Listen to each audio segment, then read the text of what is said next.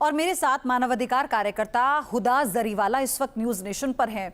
हुदा जरीवाला, जिस तरह की तस्वीरें सामने आई हैं, लोगों को गायब करने की नीति पर, प्रदर्शनकारियों को गायब करने की नीति पर पाकिस्तानी सेना काम कर रही है। यहाँ पर ये सीधे तौर पर उनके अधिकारों का हनन नहीं तो फिर क्या है?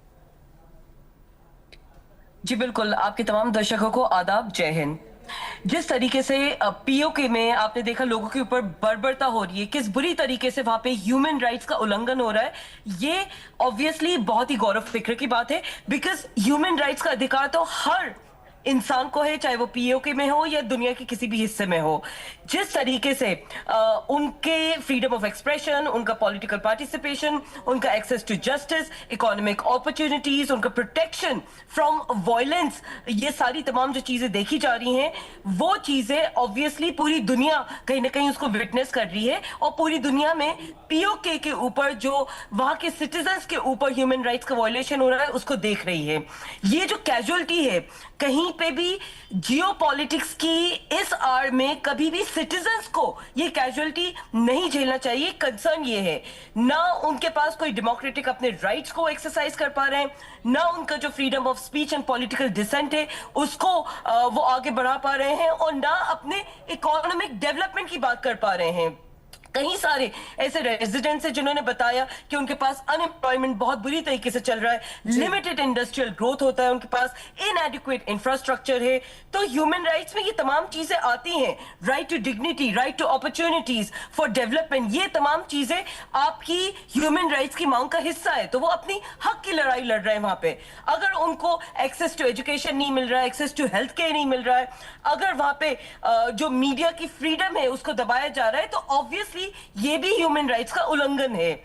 जहां तक हमारे पास रिपोर्ट्स आ रही हैं, उसमें यह हमें बताया जा रहा है कि जो वहां के सिटीजन्स हैं, उनके ऊपर जो जबरदस्ती का इंटिमिडेशन हो रहा है और उनका जो आर्बिट्ररी डिटेंशन हो रहा है, ये तमाम चीजें पॉइंट्स ऑफ कंसर्न है।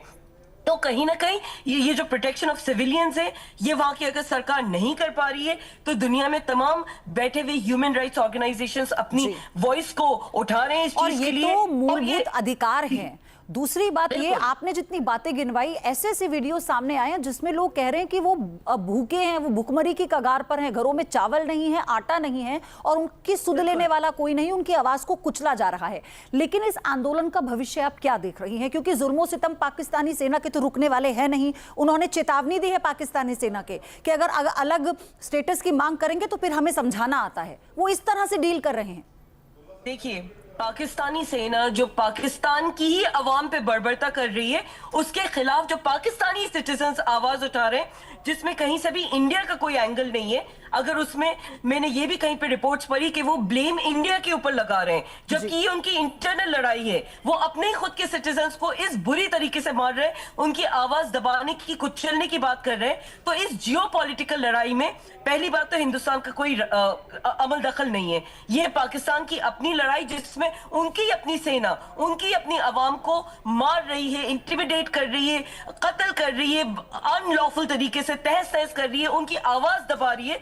तो इसमें ऑब्वियसली पूरे दुनिया के ह्यूमन राइट्स जो मानते हैं, जिसमें आम नागरिक से लेके हमारे जैसे एक्टिविस्ट से लेके हर तरह के लोग जो आवाज उठाते हैं, हमारे लिए ये बहुत पॉइंट ऑफ कंसर्न है। और सबसे बड़ी बात ये, जिस बात का जिक्र आपने किया कि इस तरह के कदम से जो पाकिस्तानी फौज है और वहां की सरकार पूरी दुनिया में एक्सपोज हो रही है इन तस्वीरों के जरिए। आपका धन्यवाद, आप हमारे साथ जुड़ी। बहुत बहुत शुक्रिया एक बार आपका फिर